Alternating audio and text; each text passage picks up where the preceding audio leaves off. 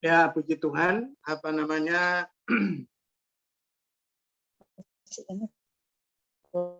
Omnya tidak tahu ini masalah kecanggihan elektronika atau masalah apa. Tuhan kiranya tolong kita supaya ke depan elektronik kita akan mendapatkan yang lebih baik. Dan malam ini saya ingin memberikan satu sedikit pendalaman yang terkait dengan Kolose pasal 3.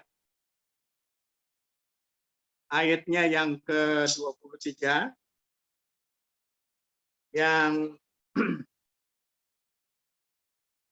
saya bacakan. Kolose pasal 3 ayat 23. Apapun juga yang kamu perbuat, perbuatlah dengan segenap hatimu seperti untuk Tuhan dan bukan untuk manusia.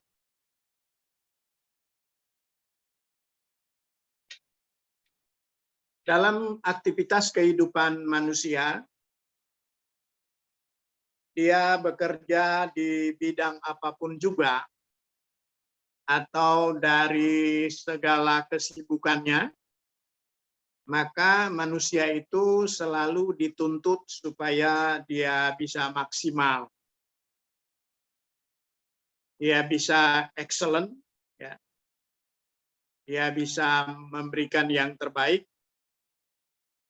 sesuai dengan kapasitas ataupun kompetensi yang ada padanya. Di dalam pekerjaan itu ada pimpinan perusahaan, direktur, dan pimpinan-pimpinan di masing-masing bagian. Nah, semua itu adalah diharapkan untuk memberikan peran sesuai dengan apa yang dipercayakan kepada masing-masing. Nah, sementara dalam semua posisi dan kedudukan itu, mereka tidak lebih dari suatu kepercayaan yang diberikan.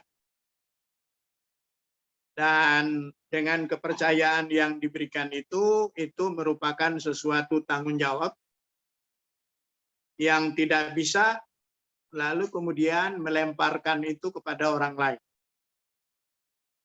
Jadi masing-masing bidang punya tanggung jawab. Nah, itu bicara tentang relasi dengan pimpinan, relasi dengan dunia usaha. Jadi hubungannya dengan relasi itu berkaitan dengan masalah tanggung jawab. Jadi dengan kata lain, semua aktivitas kehidupan manusia itu berhubungan dengan kepercayaan, yang dalam kepercayaan itu ada konsekuensi. Konsekuensi yang tentu saja kalau berbicara tentang konsekuensi juga ada konsistensi. Ya.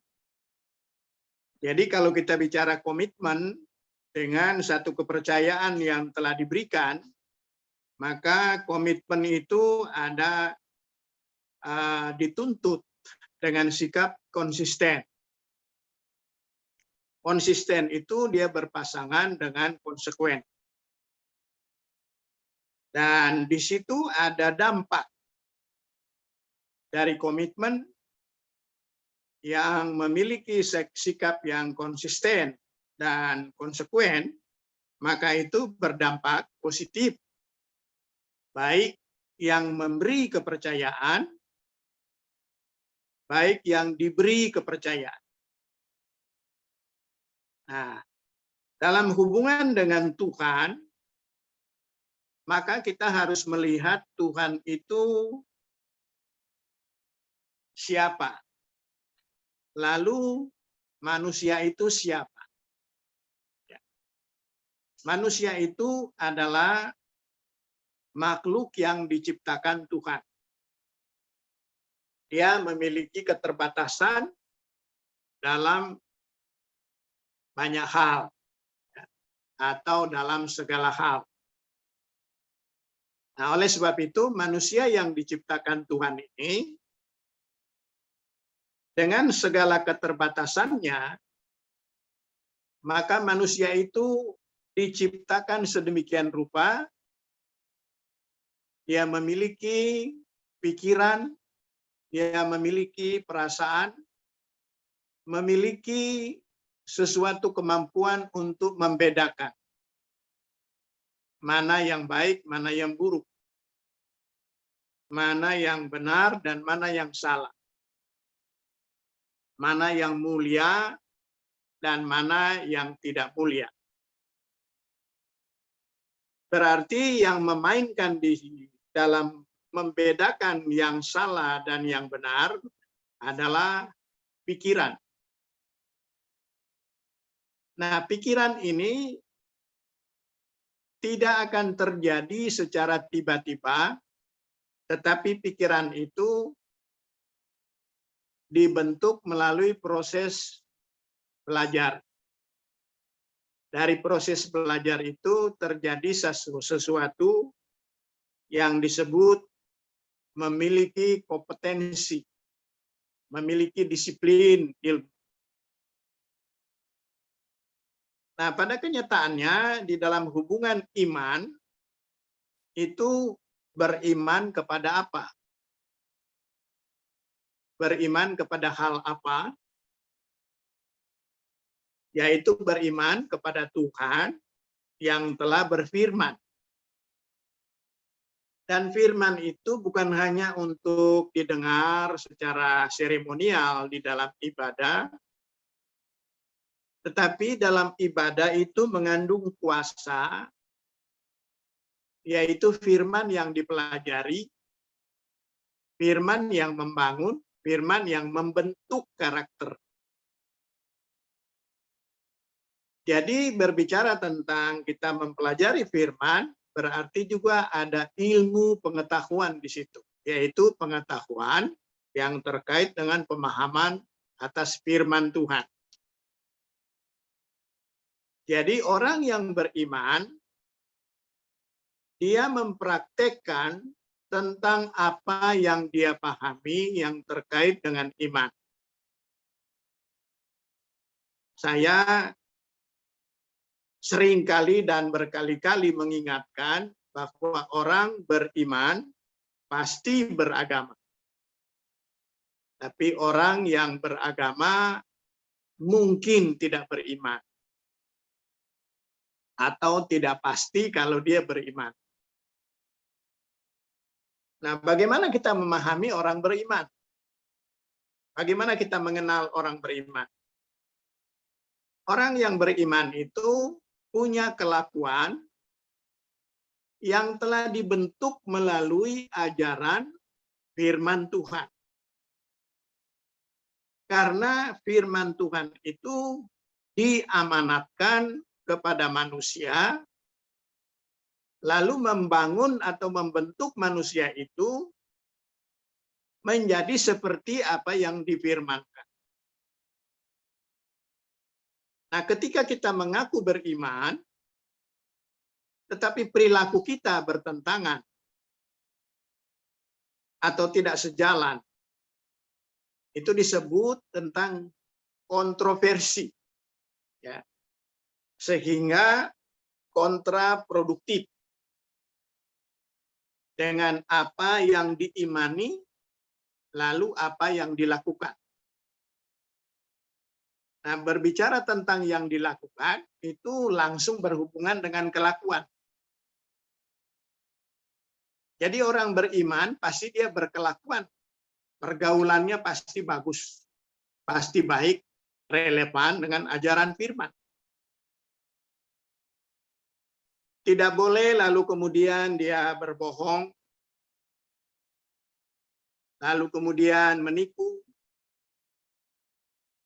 Dia tidak boleh lalu kemudian berkata yang tidak baik, tapi dia harus menjadi orang yang di dalamnya memancarkan tentang manifestasi satu kehidupan orang yang layaknya beriman. Membenci orang saja tidak boleh. Ajaran firman Tuhan adalah justru berdoa bagi mereka yang membenci kita. Nah, sementara manusia itu dalam persahabatan, pertemanan, pergaulan, kadang berbeda pendapat saja sudah bisa membuat hubungan retak atau tegang.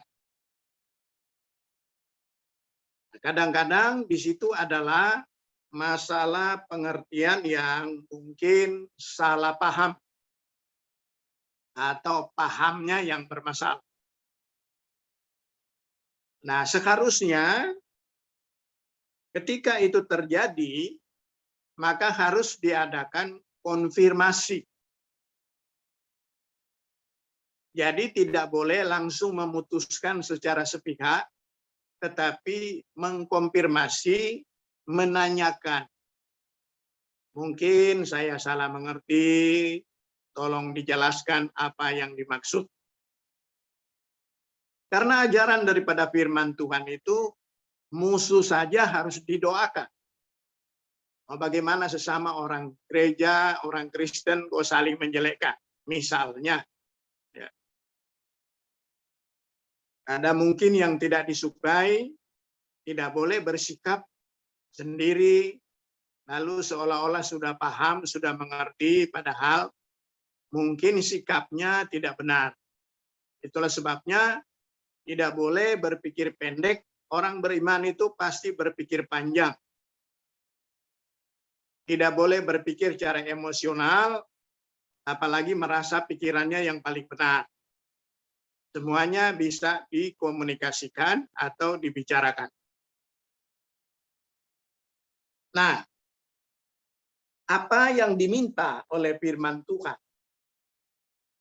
Dalam ayat yang telah kita bacakan, seluruh aktivitas hidup kita diminta untuk fokus, memberi perhatian, atau membuat skala prioritas mengutamakan Tuhan. Mengapa harus mengutamakan Tuhan? Emang Tuhan tidak tahu bahwa kita juga adalah orang yang sibuk? Ya. Benar, Tuhan itu maha tahu. Tapi kita juga harus tahu bahwa kesibukan kita, kekuatan kita, pikiran kita dari mana? Semua kapasitas kita adalah anugerah Tuhan. Kalau kita kuat, itu karena pemberian Tuhan. Kita sehat, itu juga dari Tuhan. Kita berhasil, itu juga dari Tuhan. Dalam arti bahwa hidup ini memiliki ketergantungan dengan Tuhan. Sebab dia pemilik hidup ini.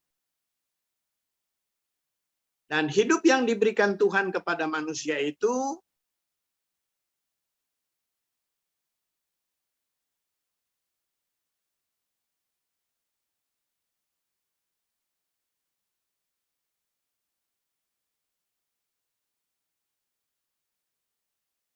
Amerika tidak mungkin lalu kemudian dalam waktu yang sama dia berada di Eropa.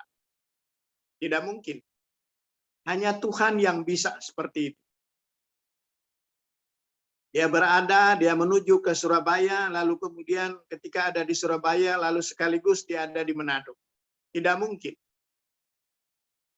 Itulah keterbatasan manusia. Dalam hal berpikir juga, manusia bukan maha tahu.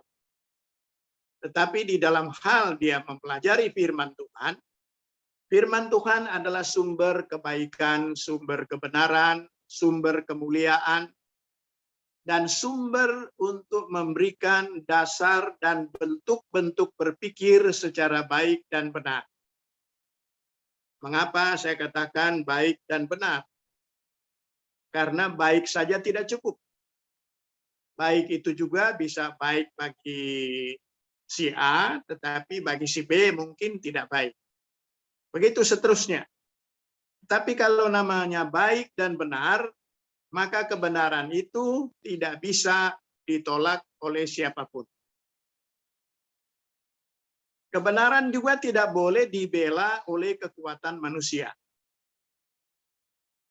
Itulah sebabnya Tuhan yang kita sembah, termasuk agama yang kita anut, tidak perlu dibela oleh kekuatan manusia. Kalau agama atau iman yang kita yakini harus dibela dengan kekuatan manusia, itu sama halnya dengan mau mengatakan bahwa Tuhan kita lemah, maka kita perlu bantu. Tuhan tidak memerlukan kekuatan kita, tapi kita harus menyembah Dia dengan segala apa yang ada pada kita, termasuk kekuatan. Kita diberi kesehatan, kita harus menyembah Dia. Pakai kesehatan itu untuk menyembah Dia. Kita beri kekuatan, kita diberi kepintaran, termasuk di dalam hal perasaan. Tidak boleh lalu kemudian perasaan itu dipakai untuk hanya sekedar kesal, kecewa mungkin, lalu Tuhannya dikorbankan. Atau kita tidak beribadah, tidak berdoa hanya karena kesel atau kecewa. Firman Tuhan mengatakan kepada kita, apapun juga yang kita lakukan, lakukanlah itu dengan satu sikap seperti kepada Tuhan, bukan kepada manusia. Artinya apa? Ketika hal-hal atau sikap seperti ini kita lakukan, disitulah justru rahasia nama Tuhan dipermuliakan dalam kehidupan iman kita.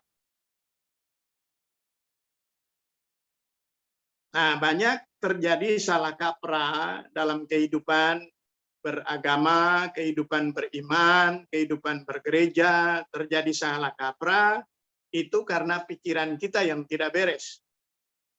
Pikiran kita yang tidak fokus. Pikiran kita yang bercabang atau pikiran kita yang didominasi oleh perasaan. Nah, jadi itulah sebabnya di dalam hal prinsip ajaran firman Tuhan, Tuhan itu harus prioritas diutamakan. Kita kecewa harus berkata kepada diri sendiri, berangkat, pergi beribadah. Kita kecewa harus berkata kepada diri kita, jangan tenggelam dalam kekecewaan, tapi beribadah, berdoa kepada Tuhan. Ini prinsip dalam sikap dan perilaku kita memprioritaskan atau mengandalkan Tuhan dalam segala hal. Menurut pandangan saya, apabila Tuhannya itu menjadi yang utama dalam semua aktivitas hidup kita, tidak ada penyimpangan perilaku atau kelakuan yang mengorbankan nama Tuhan hanya karena menikmati hal-hal yang bersifat sesaat. Kadang-kadang manusia sudah melayani dirinya sendiri, egoisme dirinya sendiri, yang penting senang, Tuhannya dikecewakan. Atau orang lain dikorbankan. Padahal kenikmatan yang kita nikmati itu semua dari Tuhan. Jadi semua kenikmatan tidak boleh dipakai salah. Karena semua kenikmatan itu harus dipakai untuk kemuliaan nama Tuhan. Kenikmatan itu juga tidak boleh disembah. Sebab itu menjadi berhala. Kenikmatan tidak boleh diberhalakan. Sebab semua kenikmatan yang kita rasakan itu pemberian dari Tuhan yang tidak boleh disalahgunakan. Jadi apa saja yang kita gunakan, yang kita lakukan, firman Tuhan mengajarkan, saya ulangi, apapun juga yang kamu perbuat, perbuatlah dengan segenap hatimu, seperti untuk Tuhan, dan bukan untuk manusia. Apa yang dimaksud ini? Menyenangkan hati Tuhan pasti jaminan dalam menyenangkan sesama manusia. Jadi kalau Tuhan kita tidak bisa kita senangkan, itu nonsens semua. Tidak mungkin kita dapat menyenangkan manusia, kecuali berbuat dosa. Nah, berbuat dosa itu bukan menyenangkan Tuhan, itu menyenangkan setan. Sama halnya kita menyembah dua ilah, menyembah Tuhan dan menyembah setan juga. Karena segala sesuatu yang salah, yang tidak bermoral, atau yang tidak baik dan tidak benar, itu pasti dari kuasa kegelapan. Yang sebetulnya merusak manusia. Tapi kalau Tuhannya itu diutamakan, maka berkorban untuk Tuhan, berpikir untuk kemuliaan Tuhan, tenaga diberikan untuk kemuliaan nama Tuhan, perasaan diberikan untuk Tuhan, itu namanya memprioritaskan atau mengandalkan kuasa Tuhan. Ini persoalannya yang dalam firman Tuhan ini dia memberikan bimbingan dan pengarahan kepada kita. Dalam bahasa Inggrisnya mengatakan, whatever you do, work heartily as for the Lord and not for men. Jadi bukan untuk menyenangkan manusia, tetapi Tuhannya dulu disenangkan, maka dengan menyenangkan hati Tuhan, pasti dengan hubungan dengan sesama manusia secara sosial, itu pasti dijamin. Tidak mungkin kita dapat menyenangkan manusia secara baik dan benar kalau Tuhannya diabaikan. Jadi yang benar adalah hubungan dengan Tuhan, dengan baik dan benar, baru kemudian dijamin dalam hubungan dengan sesama manusia. Bagaimana kita bisa menyenangkan hati Tuhan yang tidak kelihatan? Dapat dikatakan dengan sesama manusia saja itu kelihatan kita kecewakan, apalagi Tuhan yang tidak kelihatan. Nah, saya kira mungkin ada nanti pertanyaan. Sementara sampai di sini.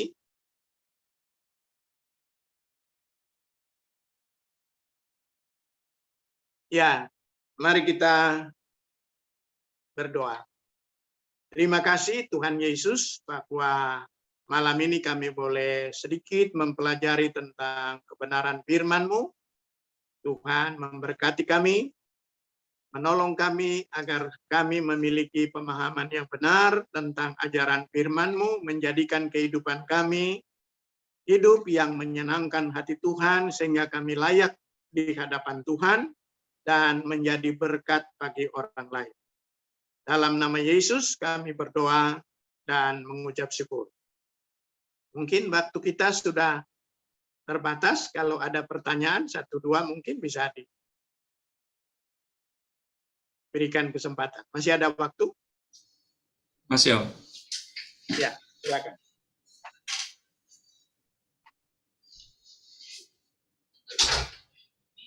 Ya, jika ada yang mau bertanya, dipersilahkan.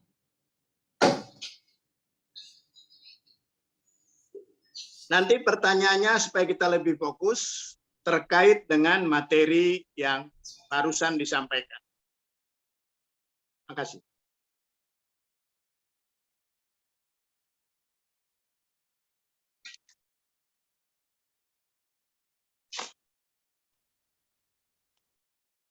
Silakan, jangan buang waktu. Bu Elmi, ada yang mau ditanyakan, Bu?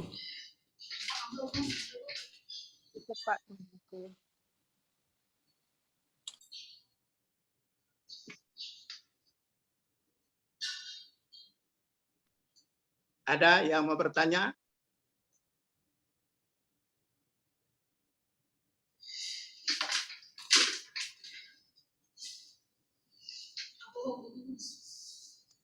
Kalau tidak ada, ya tutup saja.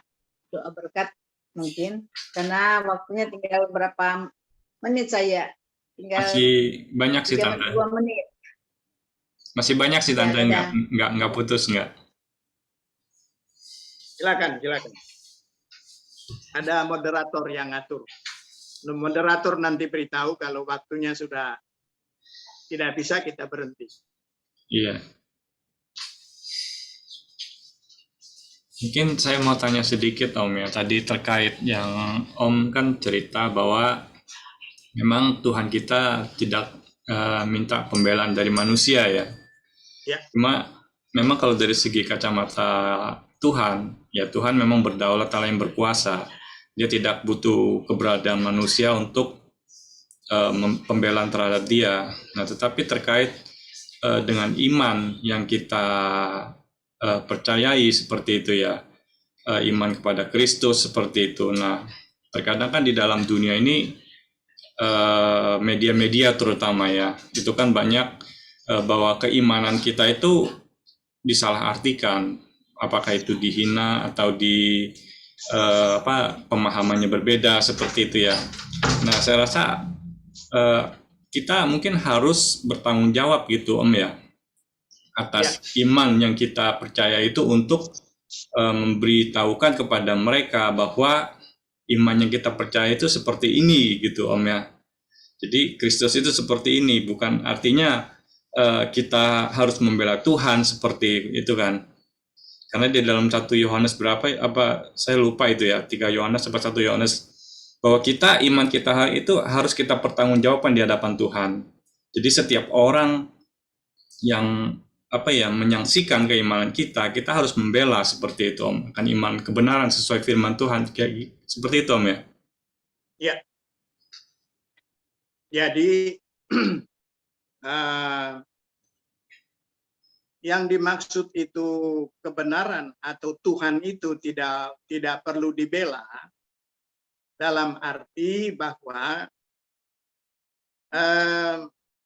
bukan Tuhan itu lalu kemudian bodoh, Tuhan itu lemah, ya.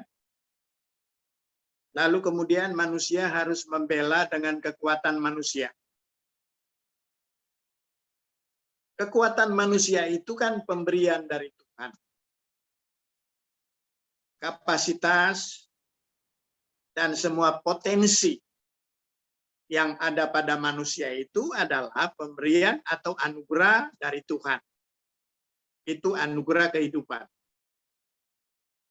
Jadi praktis sebetulnya logika yang sehat, semua kekuatan, kemampuan, kapasitas kita harus dipakai untuk kemuliaan nama Tuhan. Nah, kalau Tuhan saja mengajarkan kasihilah musuhmu, bagaimana kita memahami hal itu? Jadi dalam arti di sini, orang yang tidak suka kepada kita pun tugas kita adalah berdoa baginya, sebab apa yang dia lakukan itu mempunyai sesuatu akibat yang berurusan dengan Tuhan. Jadi kita dalam hal ini tentu saja sejauh masih bisa menghindari hal-hal yang mungkin dapat mencelakakan, kita tidak boleh juga bertindak bodoh. Tidak boleh bermasa bodoh. Nah, tetapi lalu kemudian apabila kita membalas, itu yang Tuhan tidak suka. Sebab kekuatan yang ada pada kita semua bukan untuk mengorbankan manusia. Termasuk dalam kehidupan beragama.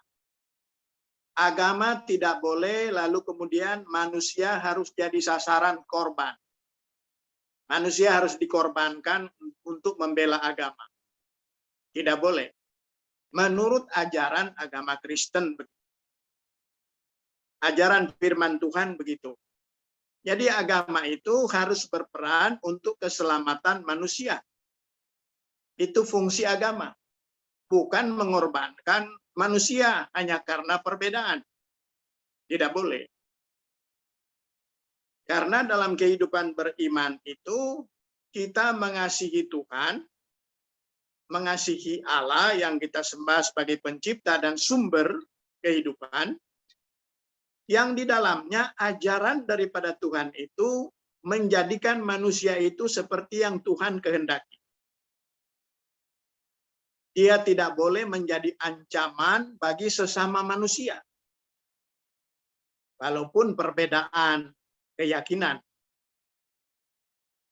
Nah, jadi menjadi tugas kita untuk menjelaskan ajaran yang Tuhan firmankan kepada kita. Dalam budaya hidup manusia saja, misalnya saya memberi contoh satu ajaran kebudayaan Tiongkok. Musuh satu orang terlalu banyak. Berarti kan tidak boleh membangun musuh. Yang boleh itu adalah membangun persahabatan. Alangkah indahnya dimanapun kita berada, bertetangga, pergi kemana saja, kita banyak teman, banyak sahabat. Nah, itu adalah sesuatu yang diminta supaya manusia melakukan sikap seperti itu. Bukan mencari musuh, tapi menjadi berkat bagi orang lain. Orang membenci kita pun sejauh dia masih mau mendengar, merespon tentang ajaran firman Tuhan, kita wajib dan kita patut menginformasikan. Kalau ada respon, puji Tuhan. Kalau tidak ada respon, ya urusannya dengan Tuhan. Jadi bukan kita lalu kemudian marah, benci, atau mentung dia. Bukan begitu. Ajaran firman Tuhan bukan begitu. Sebab ajaran firman Tuhan itu kasih kita kepada Tuhan dengan segala potensi dan kapasitas kita, itu dijamin menjadi semacam kesaksian dalam hubungan dengan sesama manusia.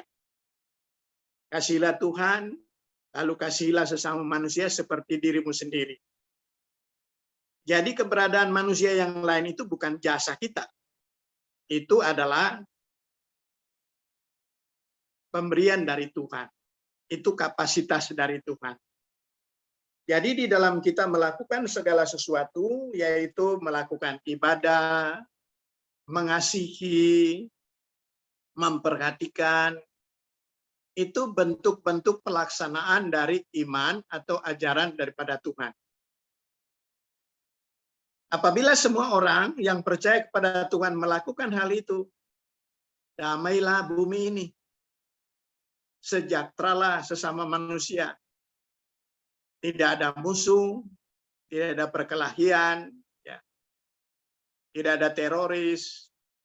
Karena Tuhan mengajarkan sebagaimana Dia Allah yang kita sembah adalah kasih adanya, maka Dia mengajarkan hendaklah manusia itu saling mengasihi satu dengan yang lain. Saya kira itu pertanyaan yang bagus dan jawaban mungkin karena waktu kita terbatas. Kalau masih ada waktu, masih berikan kesempatan buat yang lain. Saya kira itu jawaban Pak William. Ya, baik Om, makasih Om. Nah, Ada lagi yang mau bertanya? Pak Cari, Bu Yuli ya, di sebelah tante ya.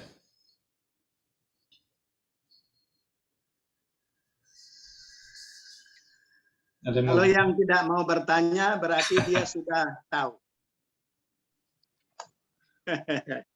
Oh, mungkin kalau menurut saya mungkin ya yang dimaksud Ya. dengan tidak perlu dibela tadi ya mungkin emang caranya beda mungkin ya Om, dari segi untuk pembelaan. Mungkin kalau dilihat dari saudara-saudara kita, kalau membela itu sampai kayak begitu, sampai istilahnya dengan senjata atau apa ya. Mungkin kalau bagi kita mungkin ya salah satu caranya mungkin kita membela Tuhan ya mungkin dengan perbuatan kita ya Om ya. Ya. Sebagaimana difirmankan Tuhan, bagaimana orang bisa merasakan kasih Tuhan melalui kehidupan kita mungkin gitu Om.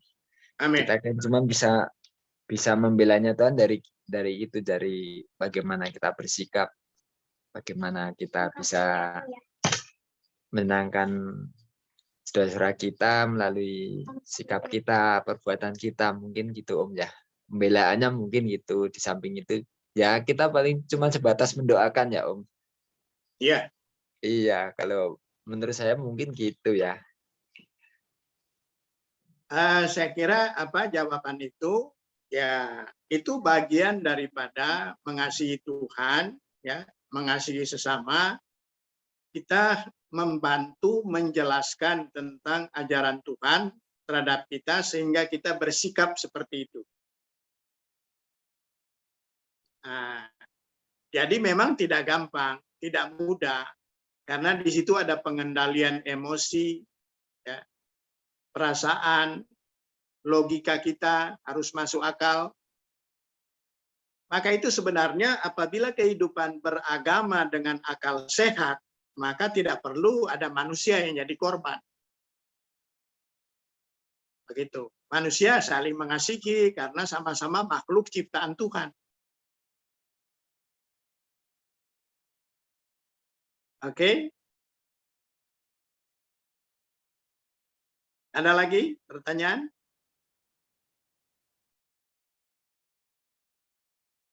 Silakan.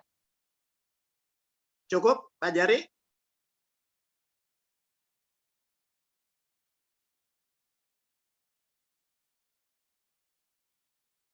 Ya, kalau masih ada waktu, silakan saya berikan kesempatan.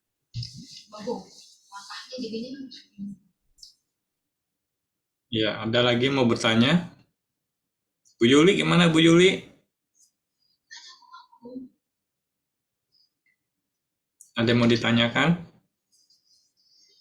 Kalau nggak ada, nanti kita tutup ini ibadah.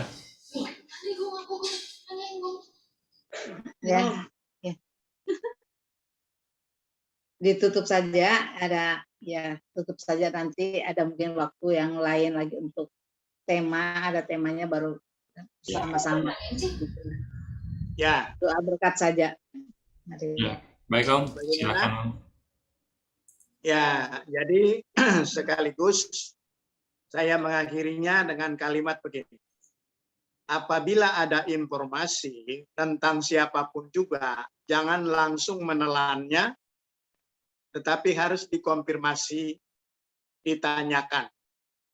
Sebab dengan langsung kita menelannya, langsung percaya, mungkin itu suara burung, suara dari mana, lalu kemudian kita langsung percaya, itu sama halnya dengan kita sudah memvonis atau menghakimi orang lain. Ya. Jadi misalnya ada si A menjelekkan si B, jangan langsung ditelan, dilihat dulu. Dia berkata masih dalam kontrol emosi atau tidak. Sebab itu juga hal-hal begini bisa muncul kepada siapa saja. Nah, orang yang penuh dengan Roh Kudus tidak mungkin dia bersikap seperti itu. Sebab orang yang penuh dengan Roh Kudus, dia punya hikmat, lalu kemudian Roh Kudus itu memproduksi kelakuan atau perilaku yang memuliakan nama Tuhan. Nah, dalam kehidupan dunia sekarang ini di medsos kadang-kadang ada menjelekkan pendeta, pendeta menjelekkan jemaat, ya. Itu semua adalah sesuatu sikap-sikap yang tidak sehat, yang paling disenangi oleh iblis. Nah, apabila kita melakukannya, berarti kita melayani iblis, melayani setan. Akhirnya pikiran kita, pikiran yang tidak sehat. Jadi ketika itu misalnya terjadi dan kita lihat, maka kita tidak boleh langsung menelannya, menerimanya, tetapi justru tugas kita adalah mendoakannya. Oke? Dengan begitu untuk malam ini kita mungkin bisa tutup sampai di sini, dan di waktu-waktu yang akan datang barangkali. Bagaimana Pak William, moderator kita? Ya Om, ditutup saja Om. Ya, oke. Mari kita berdoa. Terima kasih Tuhan Yesus atas kesempatan malam ini kami dapat mempelajari sedikit tentang kekayaan firman-Mu. Begitu banyak hal yang ingin kami pahami, yang perlu dan penting bagi kehidupan kami, untuk kualitas hidup orang beriman. Demikian ampuni kami bila kami belum menyenangkan hati Tuhan secara maksimal. Tuhan tolong kami untuk hari-hari yang akan datang, untuk kami dapat memberi dan dapat bersikap dengan baik dan benar di dalam kehidupan kami orang beriman, yang iman itu juga adalah datang dari Tuhan untuk kemuliaan kebesaran nama Tuhan. Terima kasih buat pertemuan malam hari ini. Tuhan memberkati semua yang sudah mengikuti, semua yang telah mendengarkan pelajaran ini. Kami akhiri dan tutup di dalam berkat nama Tuhan Yesus Kristus, Juru Selamat kami. Haleluya. Amin. Puji Tuhan.